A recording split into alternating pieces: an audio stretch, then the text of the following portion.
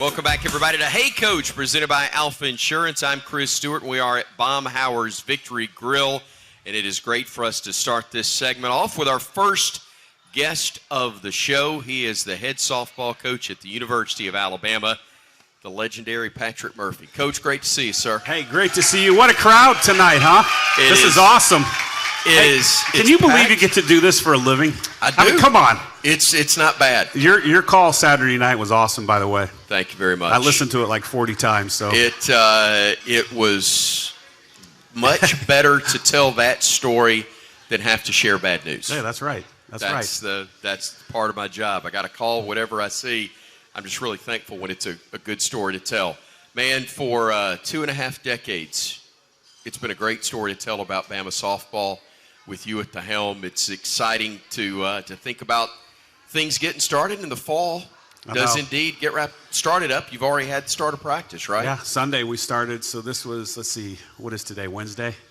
So 3 days. 3 days. We had Monday off. But, everybody in here knows that the theme or the Legends of Alabama, the word legends are made. And you're going to meet one coming up here shortly, and a freshman named Audrey Vanderbilt, who was a Georgia Player of the Year, and her brother actually plays quarterback at Kentucky, who had a really good win Saturday against Ole Miss. He did indeed. And it was a heck of a day for the Vanderbilt family. And, we say that where tradition never graduates, and that means no matter who played in a position, after they graduate, the tradition is still there. So, you can look a long, long time ago with Kelly Kretschmann, and everybody thought, oh, my God, we're never going to replace Kelly Kretschmann. And then the next kid comes in and is a 3-time All-American, and the next kid comes in as a 2-time All-American, and the next kid's a 3-time All-American. And then you have Kayla Bro, who's an assistant coach for me, was a 3-time All-American.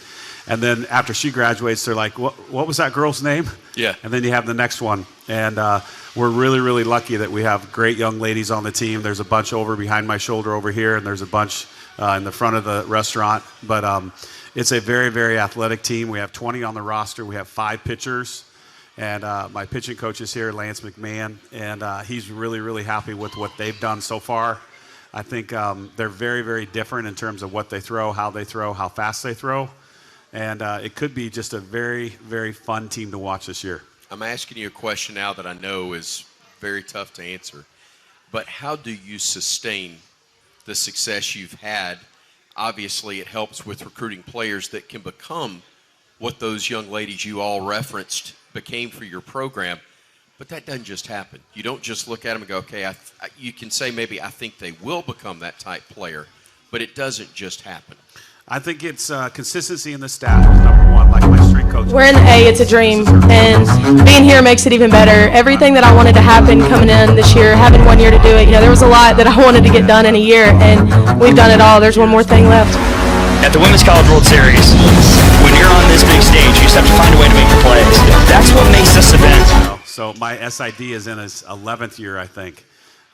So there's consistency within the staff, but also when the young ladies come in, they buy in like beyond belief. Right. They buy in what we're selling, and they put the good of the team above whatever they want individually, and that usually is a good sign that you're going to have a consistency success. And I can remember, we were on the 50-yard line, and some of you might have been there. It was a football game in 2006.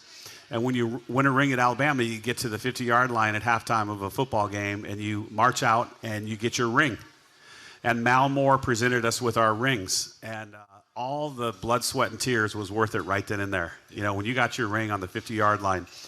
And as we walked off the field, Mal kind of elbowed me, and he didn't mean any disrespect whatsoever, but he says, hey, this is awesome, but anybody can win one championship.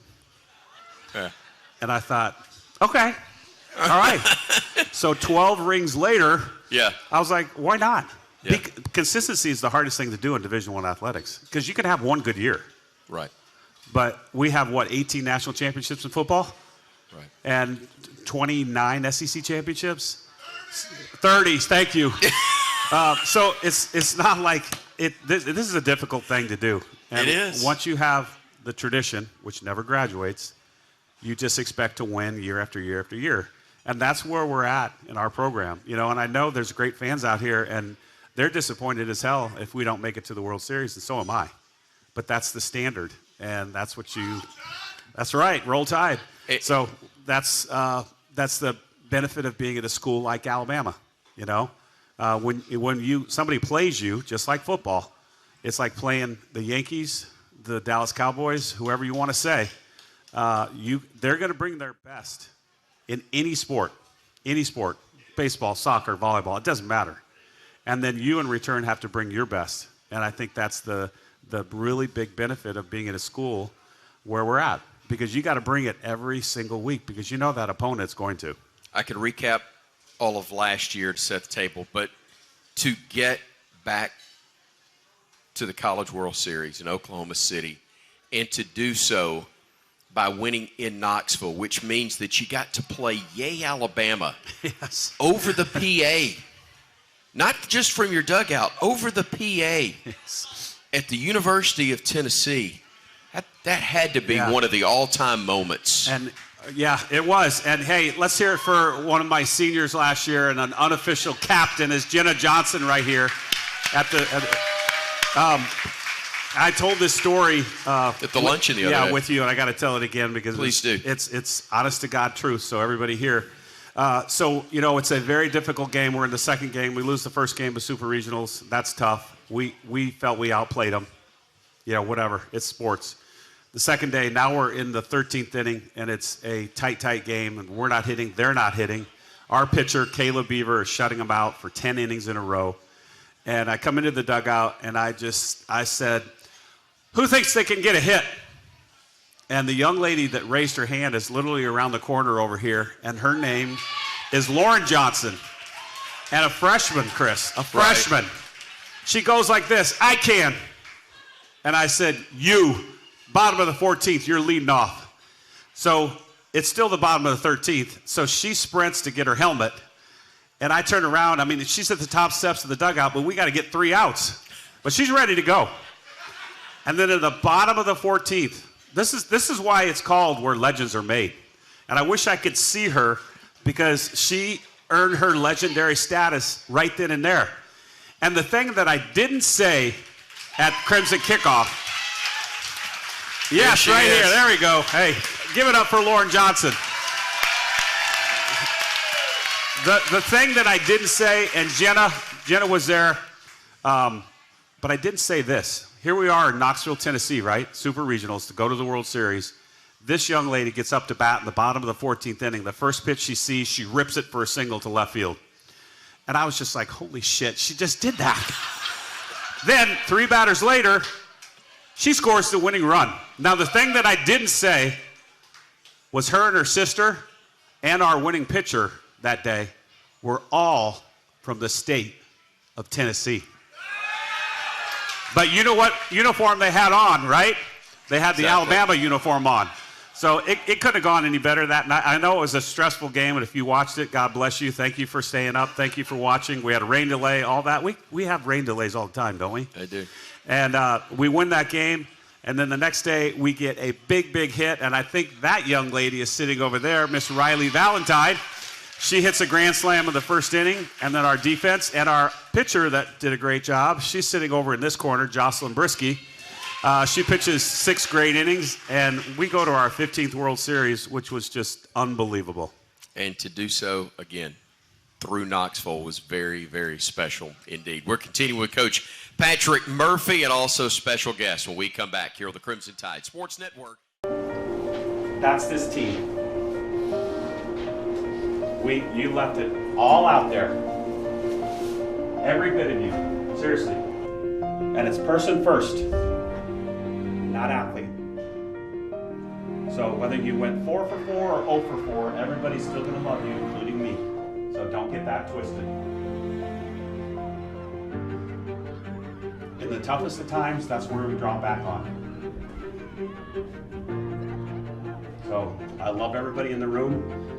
I can't thank you enough. And today I am looking at a room full of not only better softball players, but a room full of better people that showed the most fight that I have ever seen in a group of young people. But the biggest accomplishment is proving to yourself that you could be a little bit better than you were. That despite being down, you guys chose to get back up. No matter how many times we got punched, as a group, we chose to get back up, and I will never forget that. As an alumni, like this team, so special, like beyond special. I've coached a lot. You made teams and little teams, like they wanted to be you, right? They're like, oh, who cares what people do in the beginning of season? Like, I'm following this team because they're having fun. They pass the bat. They get excited about things. They're messing around with palm trees and monkeys and stuff. Like the rally, like you just, like that's the stuff people fall in love with. So I'm so freaking proud of you guys. And the best is yet to come for you guys. Every single one of you. I love you guys. I got to end my career at the World Series. I've been 3 times. I'm just so thankful sitting up here today. The opportunity to play with my sister, the way that this season has taught me so much about faith. I've always had faith in Jesus, but this taught me about faith in people. Not one time during the season did we quit on each other, and it got hard. And like Jenna said, we got to points where we didn't know what to do, but we never gave up, and we kept fighting for each other. You know, I think about where I was a year ago, and it's these girls right here and everybody else on this team, this staff. They gave me the love back. You know, I wanted to quit. I didn't want to do it anymore. But they fought for me, and they let me come in, and they made me one of their sisters, and I could not be more proud for what this team has done.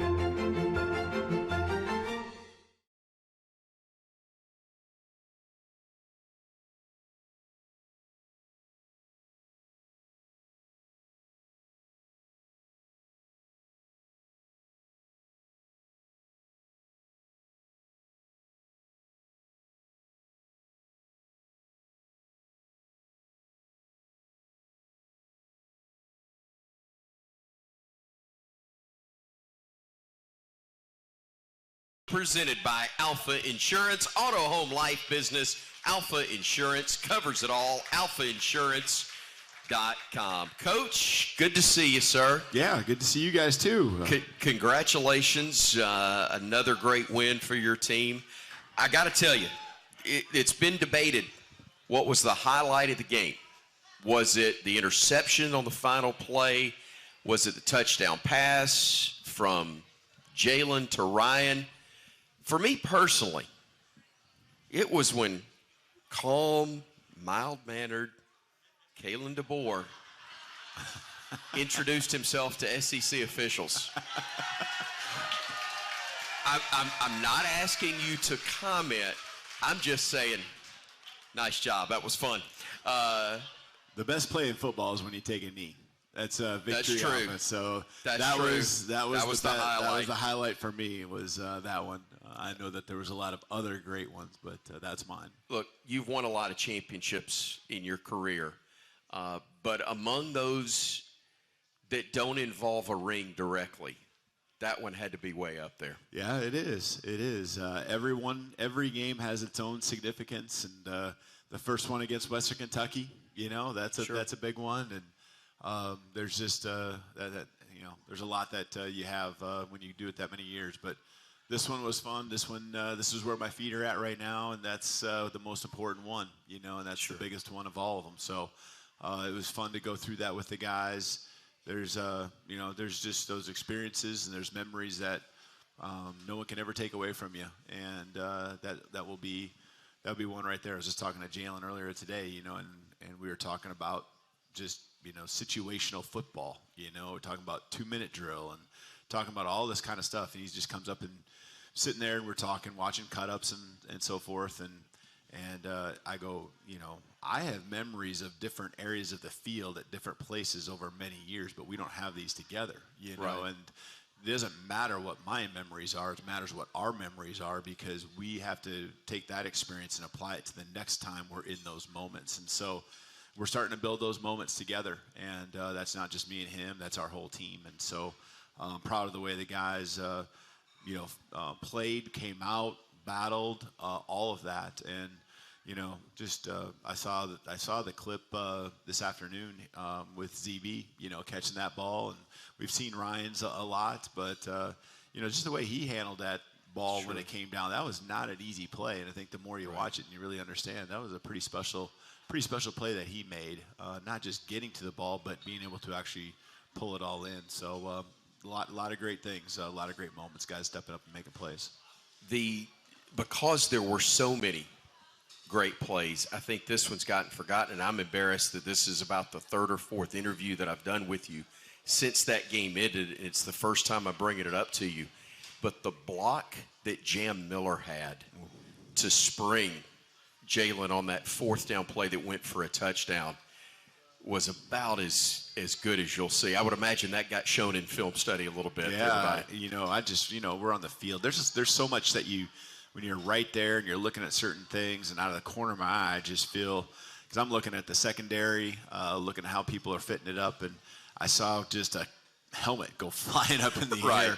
And, for a second you weren't sure whose it was. I knew Jalen still had the ball because I knew what the play call was, and that was quite a hit that he laid on the defender there. So Jam brings it. We all know that. So, I mean, it goes with his name, right? Yeah. It's just a powerful name that you have. So he did a great job blocking for J. Mill. Excuse me. A lot of things we could talk about. We could discuss the way you've taught the spin move as a former wide receiver yourself to Ryan. We would have never done that without us. We could have spent a lot of time talking about how you make guys bang into each other and how you taught him all that. But give me a couple of guys, Coach, that, just like I referenced the block from Jam, things that we may have missed that you point out that, guys really were big and stepped up big in that ball game. Is there anybody among the highlight or that level below the highlight stuff that we think of as a casual observer that we may have missed? Yeah, I mean, you're going to have, obviously the interception. People are aware of that. We're going to have Jihad up here in a little bit, and it just, those guys that just kept battling. I think, Damani, the pick right off the bat. I mean, you forget about that one because it was so earlier in the game, but that just setting the tone and doing something that we coach and teach, and those are the things from a coach's perspective. You just be disciplined on this, don't get caught with eyes in the wrong spot. And he just stayed right where he was supposed to be. The ball found him, he found the ball, however you want to put it. And, there's just, Damani's been so consistent. He hasn't had a lot of opportunities come his way. Right. He's been waiting. I think it's very few yards that he's had on him overall. And so I was really proud of the way he got it going there, and there's a lot of others too. We can go on down the line. Got a bunch of folks that want to talk to you, Coach. We want to let them do that as we get the first question of the night, brought to us by Alabama 811. Help prevent injuries, outages, and loss of life by calling 811 or visit al811.com.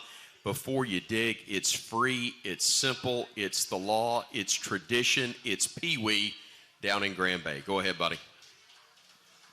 Hey, Coach, how are you doing, sir? I'm good. And not to interrupt you, Pee-wee, but you just said that's the law.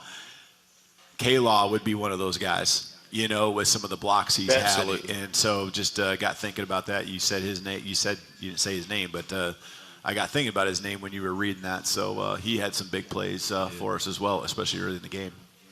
Go ahead, Pee-wee. He sure did. Coach, I wanted to ask actually a two-part question.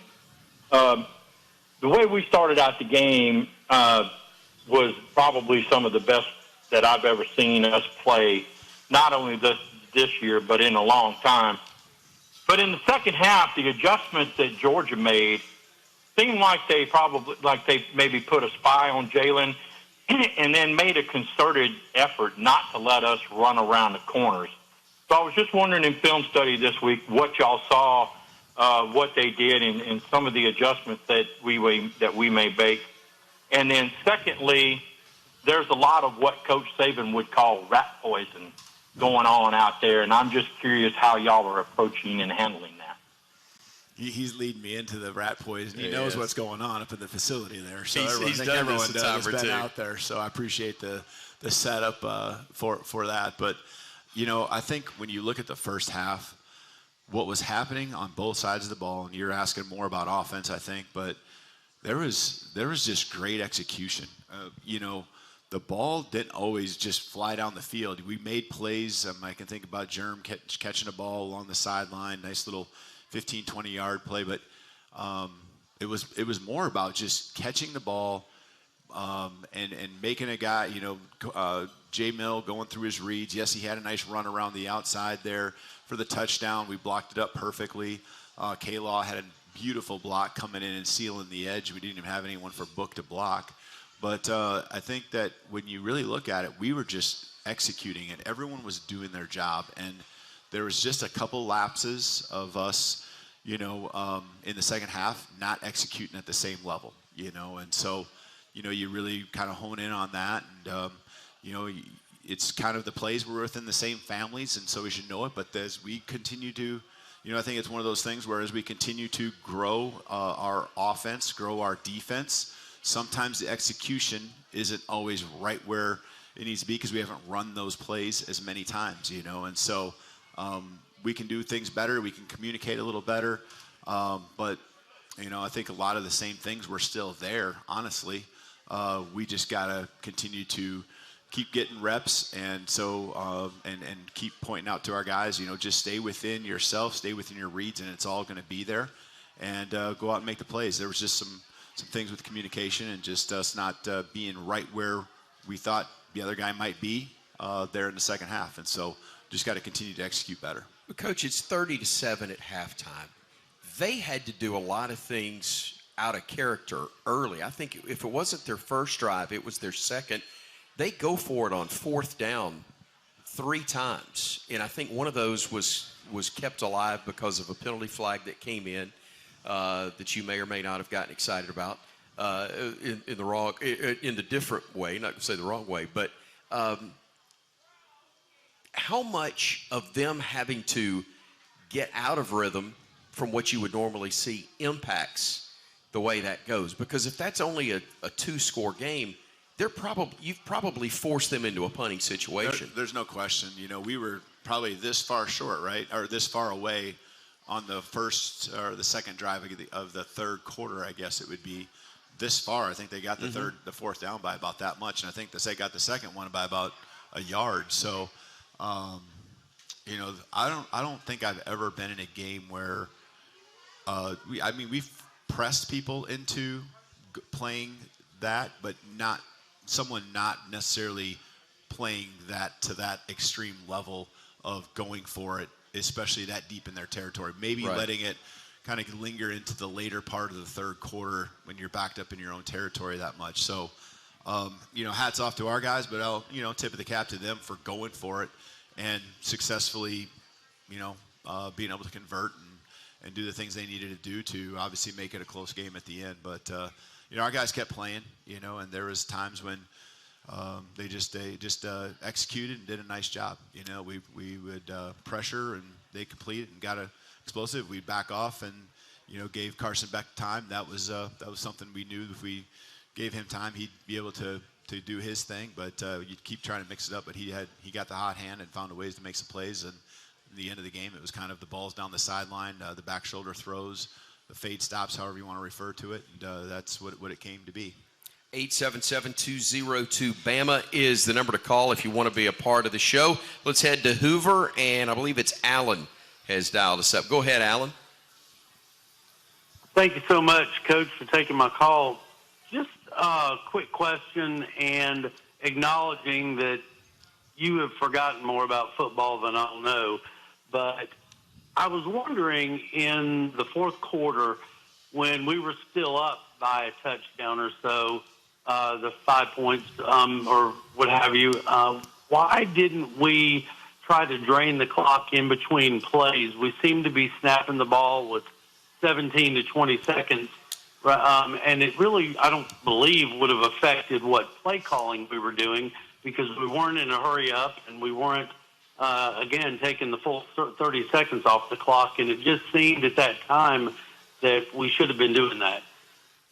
Yeah, no, certainly you can ask that question. I think there was 5.5 minutes left or so when we got the ball there. We're up by 5. With the way the game was going, it wasn't that 5.5 minutes with a 2-minute warning and 3 timeouts. I mean, you're having to put probably 5 first downs, 6 first downs together, which means you got to score a touchdown for the most part. And so to me, it was about scoring. And to me, it was about making sure we were running the right plays. And we had some, just systematic ways. And I don't feel like we were pushing fast, but also there's some times where we wanted to get lined up to see what the defense was going to show us. And when we decided to run the play that we originally called, we snapped it a little bit earlier, but we also need to allow ourselves some time to make sure when you have an opponent in kind of a mode of attacking or desperation. I don't want to use their desperation, but that's where it was kind of getting to at that point, that we aren't caught with a really bad play in a bad situation. When there's 5.5 minutes left, I mean, how many possessions was there after that? That we had the ball 3 times. That possession, the one we scored on, and then, with 43 seconds left. So there was 5 possessions in the game that happened inside of 5.5 minutes. I mean, with a 2-minute warning, that's changed things quite a bit.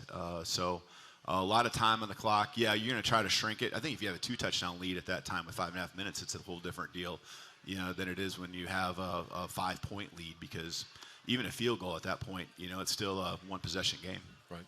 Absolutely. All right, Coach, we'll get more phone calls. 877-202-BAMA is the number to call if you want to be a part of the program. We are at Baumhauer's Victory Grill.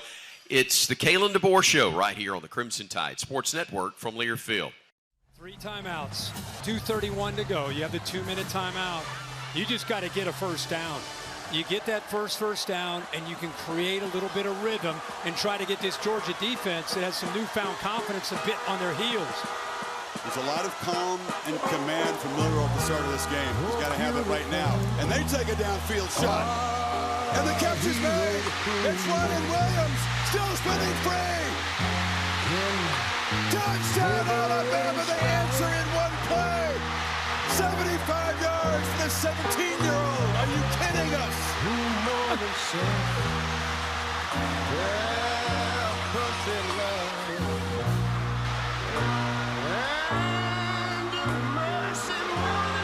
Pandemonium in here. Unbelievable. We're saying just get a first down, create a little rhythm. Instead, they go for the jugular. Middle field safety, one-on-one matchup. Why not go to the 17-year-old? Lined up that time against an inexperienced corner who's got talent and Humphrey. What an adjustment back to the ball. This kid just has the it factor, and he showed it right there. 20 yards away. Back. Launches for the end zone. Jump ball. Intercepted. And Xavier Brown, the freshman, makes a game-saving play for Alabama. Talk about stepping up in a massive way 4 games into your college football career. We came here to do a lot bigger things. But you get what you deserve, and you definitely deserve to celebrate. I love it. Hey, I got to say something, okay?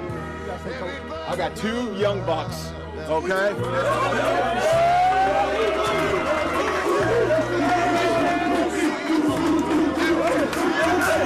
Milroe will keep it himself. Big block by Miller. Jalen tiptoeing down the sideline. 20, 15, 10-5. Touchdown, Alabama. Wow, 36 yards. An amazing block from Jam Miller. Hey, Coach, and the Kalen DeBoer Show are presented by Alpha Insurance. Auto, home, life, business. Alpha Insurance covers it all. AlphaInsurance.com. Tonight's first question from our AL.com Alabama football Facebook page comes from Winston in Phoenix City, Alabama. Coach DeBoer, Winston says, hey, Coach, coming off the big emotional win on Saturday versus Georgia, how do you keep the team motivated this week for the upcoming game at Vanderbilt? He says, thanks, and roll Tide. Yeah, I think that's always the I don't want to say trick, but that's the key, right? Is understanding that it's only 4 games into the season, and if you win this one but you go drop another one, the win doesn't mean as much. I think it starts with having been through that quite a bit, where you won big games. I think it starts with enjoying the win, but also just being able to not have too much of a heightened celebration to where your energy and your emotion doesn't carry over into the next week. And so I think our guys did a really good job, even in the locker room. Just they were probably drained as much as anything, but they were very just excited. But it wasn't this big blowout celebration maybe that I've been a part of sometimes when you have, really big wins. And knowing full well that, we expect to win those games, and that's just part of what we're going to do here at Alabama, and that there's more to come. All right, Coach, we got a question from the lady here at front. Tell them your name and go right ahead with your question. Hi, Coach. I'm Karen Shaw, and I live here in Tuscaloosa. And I like to ask human interest type stories or questions. And I want to know, since you've been in Alabama, what have you enjoyed the most about coaching at Alabama and being here and living here? And what has surprised you the most? There's a lot of fun things that we've done. I think having my family here, they've really enjoyed all of us. I mean, I think to me it's football and our family, and they've really enjoyed moving here and getting to know everyone. People are so helpful. That's certainly, I always tell people that aren't from here, I said there's a lot of places you've been, and people say, hey, whatever you need, just holler, right? Whatever it might be. And not that I have seen times where you've asked for something and they didn't follow through, but I really feel strong that the people here, they really, do care. And I feel when someone says those things, they really do mean it. And my family feels that. And we've had a lot of great moments building friendships and relationships. But I don't know if it's one particular thing. We've been blown away with a lot of cool things, whether it's game day atmospheres or spring game or rival, I keep bringing those type of same things up, but excited to experience more parts of Alabama. My family and I haven't been outside of Tuscaloosa together. That's the honest truth. We have not been outside of Tuscaloosa together. I've been to Birmingham and all over the state doing speaking engagements and things like that, but just with the timing and where we've been, that hasn't happened, so we're excited to do that. I chuckled because when you said they told you, just holler. I thought that was one of the things you were adjusting to, is the terminology and the way things are phrased here in our area and in our state. I thought that one may be foreign to you, but holler is something you're familiar with, right? Yeah, that's right. Okay. That's right. All right, good deal. Let's go back to the phones. Tommy, you got a chance to holler at Coach. You're there in Leeds, Alabama. Hi, Coach Moore. Go ahead, Tommy. I got two questions for you, Coach. And I hang up with the lid, bro. Hey, Saturday night was a good game, bro. I enjoyed it. They're beating Georgia. Every time we get a chance to beat Georgia, it puts a smile on my face. The second question I asked you, Coach, I know Vanderbilt is pretty decent. How are we going to attack their defense with Jalen Milroe throwing the deep balls this week? How are we going to attack them with him throwing the deep ball? Is that what you're saying? Yeah. I think that's what yeah, and so, I just backtrack it. I've known Clark Lee, the head coach there, since Sioux Falls, so 2007, 2008, I think, somewhere in there. He was at South Dakota State. He was a linebackers coach. And, he's back at his alma mater there at Vanderbilt. He's been a coordinator or at least at Notre Dame. I'm not sure. Maybe there's another time or place. But this guy is a heck of a coach. The thing that I'm most impressed, first of all, I'm not answering your question yet. I understand that. But they are playing team football. They understand the recipe to winning there. They are working offensively, defensively, special teams as well, but offensively and defensively together. And their formula is keeping them in games. They're 2-2, but they could just as easily be 4-0 without a doubt. And, they're playing, really solid defense. They're going to make you earn it. And so, we're going to find our times and ways to where we can do what you want, and that's to have Milroe get the ball down the field. But, that's something that, is going to come, I think, honestly, with what we did this last week. Just high-level execution. There was a ball to obviously down the sideline that Ryan caught that we all are aware of. There's the one that got tipped, that was a seam. But it wasn't like we were just launching the ball 40, 50 yards down the field. We were catching curl routes and making guys miss, and that was 12 to 14-yard routes. A lot of those intermediate routes, and I think we've gotten a lot better at those. and then guys making plays. I mean, I can think of our tight ends catching balls at 5 to 7 yards and going to make plays with the ball after the catch. So we got to continue to do that, and then when you can press yourself upon the opponent, and all guys are catching the ball, you're stretching it vertically, horizontally. That's when you get tough to defend, because we have athletes that when they get the ball in their hands can break tackles and make plays. Coach, let's go to Hoover. Jimmy, you're up next. Go ahead, Jimmy. Hey, Coach, how are you? And welcome to the university. Thank you. Hey, let me ask you a question, Coach. I know that you can't really comment on it. You know what I'm fixing to talk about. 1 minute left in the game of the night. We're up 30-7. I'm 67 years old. I've never seen a no call, worse call, whatever you want to call it. Did the referee, when you got a little excited, did he have any kind of explanation to you? Well, I mean, I think it's understandably so, right? When calls don't go the way you thought, I mean, everyone's doing their best, right? And so in that moment, just whatever it might be, that play, any other play, understand, and the angle I had was right there, and so I felt a certain way about it, but you understand everyone's trying to do everything they can, and that's just where it was at that point. I think the biggest thing that I felt like at that time of the game, there was a couple possessions, right? We got Jihad's interception, and then we threw the interception back off the tip ball there.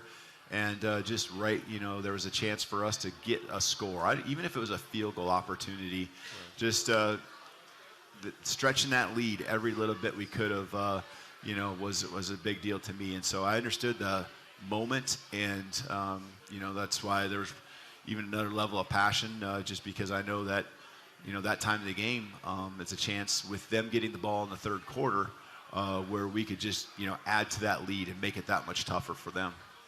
Did you hurt yourself at all? Because you had some elevation. I appreciate the compliment, but now, Okay.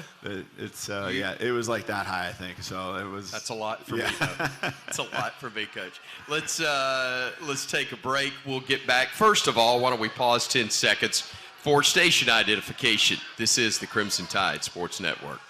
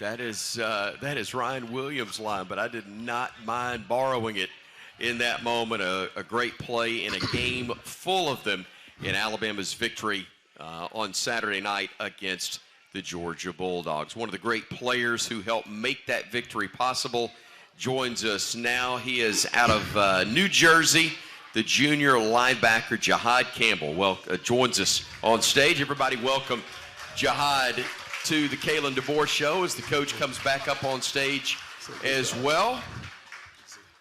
You guys hadn't seen each other since practice this morning, right? Yeah. How's it going? How's everything? It's going pretty well. Good. Everything's going good. Coach, he's a young man that we always enjoy having your players with us, really to give you an opportunity to talk about them and share thoughts on different ones, and Jihad certainly had a huge play, but that's not really at all foreign for his game. No, it isn't. This guy is all over the field. You can see it in the number of tackles he has. The interception, he did a great job making a play for us. Did you think you were going to get a score on that? I know the guy came from the right. Did. You didn't. Yeah, I definitely did. I seen it in the corner of my eyes. I thought my guy was going to block for me, but it's all good. It's all good. But you know, there's a couple plays, and there's one that really sticks out in my mind in particular, where if you just really watch him, and if you're ever watching the game or a replay or something like that, there's some acceleration by this guy that is not normal, you know, for especially someone his big or as big as he is. And man, just you know, that passion that he plays with, that isn't just on Saturdays. That's what every day in practice looks like. That's what every meeting he comes in with a focus.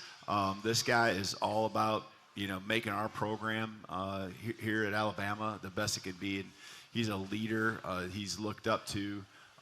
It's just a pleasure. You know, when you walk down the hallway in our facility, this is one of those guys that you love to see, because he's going to flash a smile. He's going to do the shake, you know, and you know he's bringing it to practice and helping us be as good as we can be. I know you guys have turned the page and you're getting ready for Vandy, but I'm curious. Did you go to bed and get to sleep about 11 o'clock or 11:30, I guess would be more accurate, on Saturday night? Or do you not even remember what time you finally got to bed? Because it's one of those, you just playing it back over in your mind night after play after play. So what's crazy was I got back home, and I just got on the game. I was just playing the game, and my mom, she made some spaghetti. It was like 2 in the morning. So, Video game, big win, video game, and mom's spaghetti. Yeah, and I didn't go to bed until like 4 in the morning. That's pretty good. Yeah. Coach, tell us about what Sundays are like for the team and what the routine is like. Yeah, later in the afternoon, the guys will come back, and what we like to do is just put the game behind us. You know, we have a 24-hour rule, and so 24 hours after the game, or roughly that, depending on what time kickoff was, we like to have it, you know, evaluated from a coaching staff standpoint, having our meetings. The guys can have a chance to see the training staff in the early afternoon, and make sure that we're already, you know, understanding significance of injuries and getting treatments and getting the ball rolling with them recovering and coming back. So there's a lot of those type of things that are happening, and there's just a very short, we call it a practice, but it's very low key, a little bit of fundamental work, some things that we want to correct from the game. And just that way, again, we can move on. The coaches really enjoy having a little bit of time that night, but especially all day Monday to be able to get back to game planning for the upcoming week. And then these guys get to focus on school on Monday as well. Right. It had to be absolutely exhausted. The emotion of the game, first of all, but the number of snaps the defense had to play because of, Coach and I talked about it before, the number of fourth downs they went for in the second half. But also the offense was scoring pretty quick in the first half. So you guys were having to play a good many snaps as well. Definitely. Yeah. And I think, you know, what comes with that is really just staying poised and, you know, no matter what happens in the game, you know, just leaning on each other and everybody just having each other back and, you know, just one play at a time and want to know, like Coach DeBoer says. Talk to me about Kane Womack, defensive coordinator, and what it's been like. Because this is a new staff. I know Coach Roach is back on the defensive side from last year, but it's all new coaches otherwise, and what that adjustment has been like for you and the other guys. Clearly, it's working pretty well right now. Yeah. One thing about, you know, Coach Womack, when he first got here, you know, he told all the defensive guys, you know, who were staying in, you know, he just told us, you know, we're going to get everything out of him. He's very intentional with his work. You know, as players, we understand, you know, what type of scheme he brings to the table and how we, you know, utilize it and go out there and, you know, make plays for us. And we completely, you know, appreciate him for all the production that he has inside of his scheme and how we make plays for our defense. Gentlemen, we got another question from here in the audience at Baumhower's Victory Grill. Go ahead, sir. Yes, Coach, I just had a quick question for you. What is something that the team or the players have taught you since being here, and what is your favorite song? And for Jihad, how does it feel being a key piece of this defense?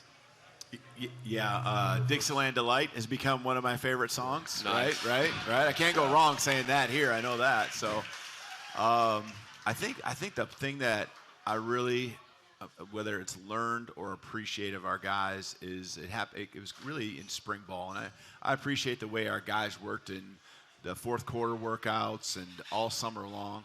But there's something about the way that they're going to go out and play the game the way it's supposed to be played. They're going to practice it the way it's supposed to be played, and that's physicality, that's hitting, that's all that stuff. But there is such a great level of respect they have for each other.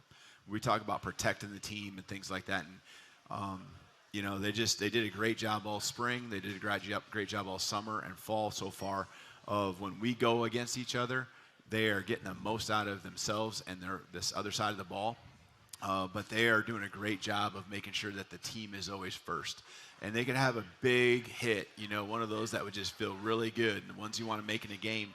But if someone's in a vulnerable spot, they're just making sure that they're protecting their team, And so I love that about our guys. It shows that they understand team first. It shows that they care, and they respect what the work is that everyone else is doing. And what was your question again? I totally forgot. It's all right. How does it feel being a key part of this defense? When you take it all the way back, before even Saban got here, just like the history of Alabama defense and, that certain type of tenacity that it brings towards college football, I'm speechless. Like, words can't describe how blessed I am to be in this position that I am in today, playing for this defense. And I know all the guys feel that way. And, at the end of the day, our job is to go out there and shut whatever offense out and have a 3 and out, so our offense can get back on the field, do that thing. Thank you for the question. Appreciate you so very much. Coach, our second question from our AL.com Alabama football Facebook page comes from Ronnie out in Houston, Texas. It says, Coach, Vanderbilt's quarterback was the leading rusher in their last game against Missouri. How do we plan on keeping him contained Saturday? The quarterback is a good one. I got to practice it again. Diego Pavia, another big game for him last week as he ran for 84 yards. You want to add anything to that, Jihad? What do you think?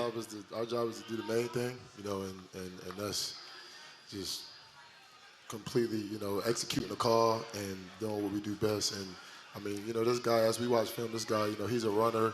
I would say kind of, he shows characteristics and traits of like a Johnny Manziel type. That's what he's trying to be. And I think, our goal is to really just execute the call and, come out victorious. Yeah, the offense really revolves around him. And he, does a great job making things happen, whether it's designed runs or him creating on pass plays. And your eyes get in the backfield. It's a little bit, of what I always think teams are having to do with Jalen. They're getting caught trying to run him down, and you get scheming up about, with certain things, and all of a sudden he's throwing the ball, down seams and over the top, and he's converting first downs with nice, easy, simple throws because you got so enamored with what he does as a runner. And so he's a very good football player. He's dynamic in his own way, and he's elusive, all of that. So the guy's a heck of a football player. Coach, back to the phones we go. Brandon is in Luverne, Alabama. Go ahead, Brandon. Hey, Coach, how are you guys doing? We're good. What's going on, Big Campbell? What's up, man? How you doing? Doing good, brother. Hey, I don't have much tonight, guys. But, hey, Coach, I enjoyed you on the Paul Feinbaum show today. You big time now, brother. You're big time now that you're on Feinbaum. Oh, I'm big time. I got you. I got you. I didn't hear that right. So, yep. Well, thank you. They call him Hollywood, but they may want to call him the Magic Man. Now you see him, now you don't. Hollywood's a little bit of everything, isn't he? Are you talking about Ryan? Hey, Coach, yes, sir. Roll Tide Willie gave me a call yesterday afternoon, and after that big win Saturday, Coach, and you are like this. This is the Nick Saban and Kalen DeBoer of pressure washing, and I don't give a piss about nothing but the Tide. I don't even know what to say. No, we say next caller. Welcome to I love it. Welcome to Alabama. I love it. I appreciate it. I'm taking that all as a compliment. Let's see. Thank you. We got a lot worked in right there. We did. Let's go to Haleyville. Jim, you're next up with Coach and also Jihad Campbell. I don't know how I can even follow that right there. Yeah, you can't. Just go. talking to the GOAT, Chris Stewart, right here. But, Coach, I got a question for you and one for Jihad.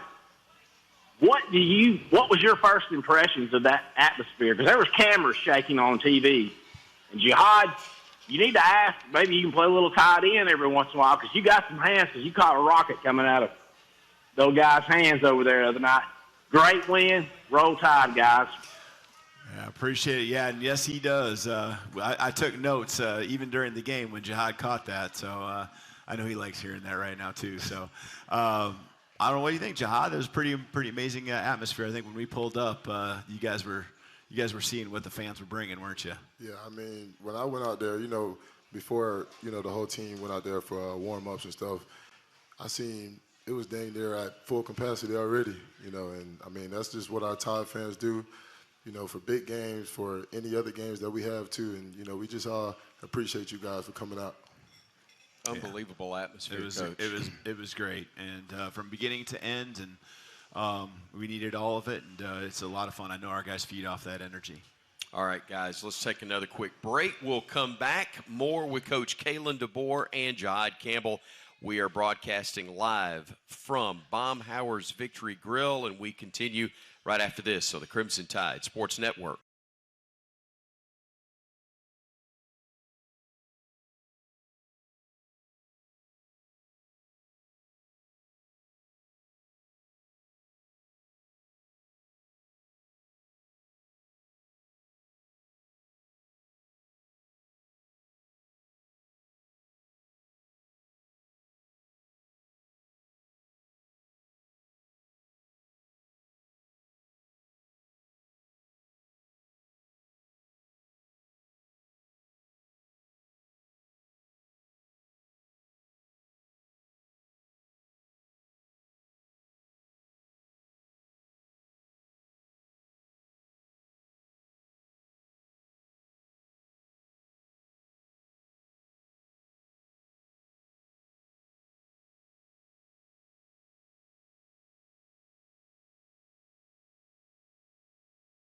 Show brought to you by Coca-Cola Zero Sugar. Tackle game day with the great taste of Coke Zero Sugar. Is it the best Coke ever? You try and decide. We are back here at Baumhauer's Victory Grill. So glad to have you with us.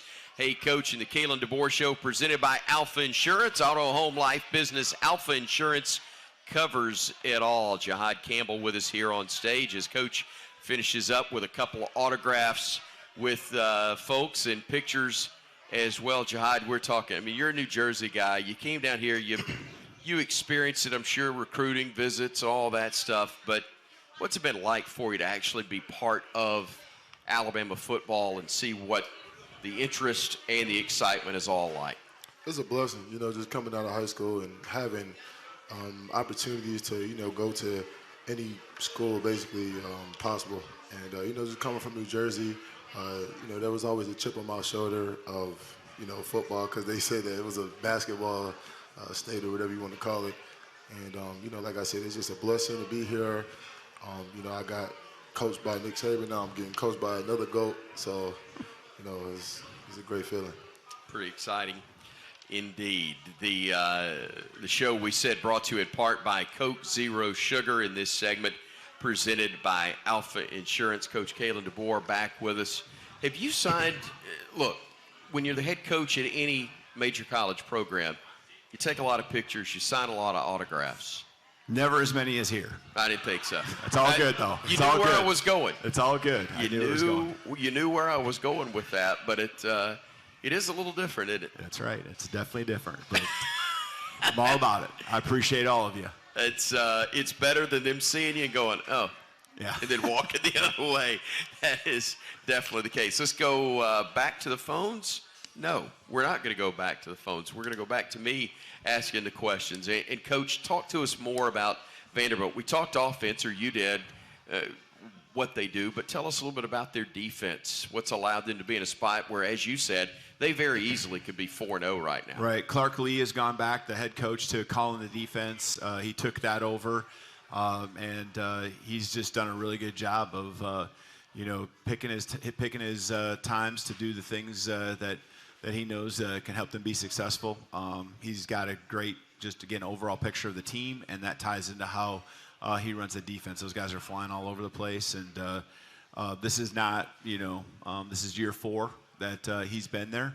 And so, his guys, both sides of the ball, they added the transfers, like the quarterback, brought in, new offensive coordinator, and just, you can see they're made a lot of strides. And again, like I said, took Missouri to overtime, and they got a very talented team and could easily be 4-0. So we got to make sure we're at our best, and going on the road. This is our second time, and looking forward to it.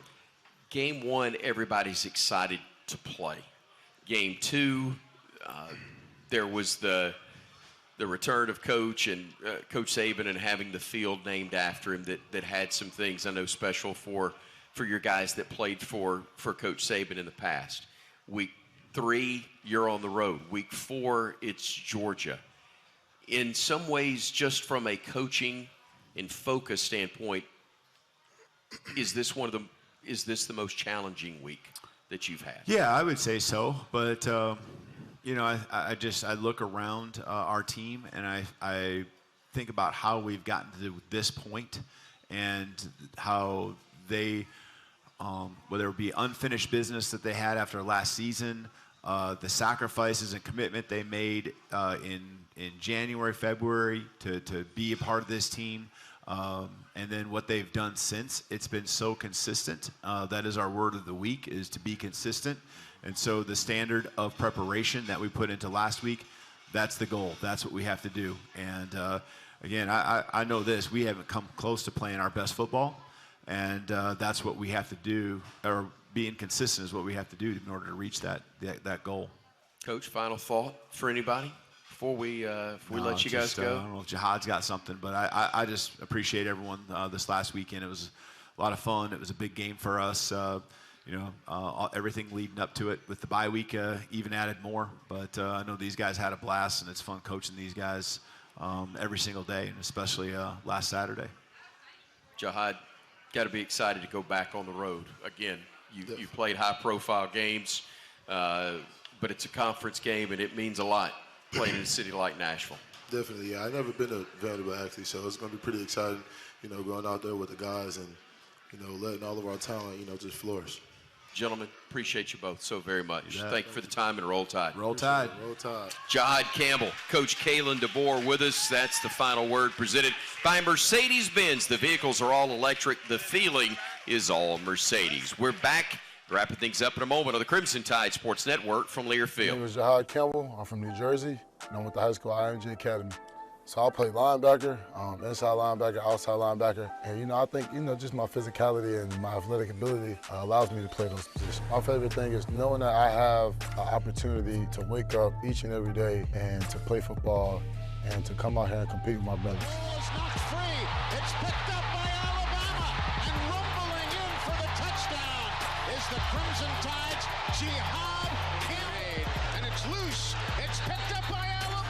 All those moments is great, definitely, but I would say really, man, truthfully, man, is when we won the SEC championship versus Georgia at Bryant-Denny East with my boys, man. That was a wonderful, beautiful moment, and I mean, nobody could take that away from us. Playing with my brothers, being around great people, being around great people like y'all, like coaches, like players, even the maintenance staff, the trash people, everybody, just being around great people, and you can, create and collect a lot of resources from this university. Bama fans, I appreciate y'all, man. All the cheerful moments, just know that we got a national championship coming for y'all. Don't worry. Just stay by our side, and we got y'all back. It's going to be an action-packed week here for the Crimson Tide. Here's what's going down at This Week at Alabama, presented by UA Online. Begin your legendary journey today by earning your next degree online.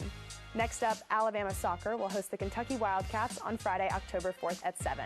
Come show your support for our survivors and fighters for Power of Pink Night. Alabama volleyball will be back in Foster Auditorium this Sunday to host the Georgia Bulldogs at 2. It's National Coach Day, so come and support our coaches. Alabama football is away this weekend as they take on Vanderbilt for a 3:15 kickoff.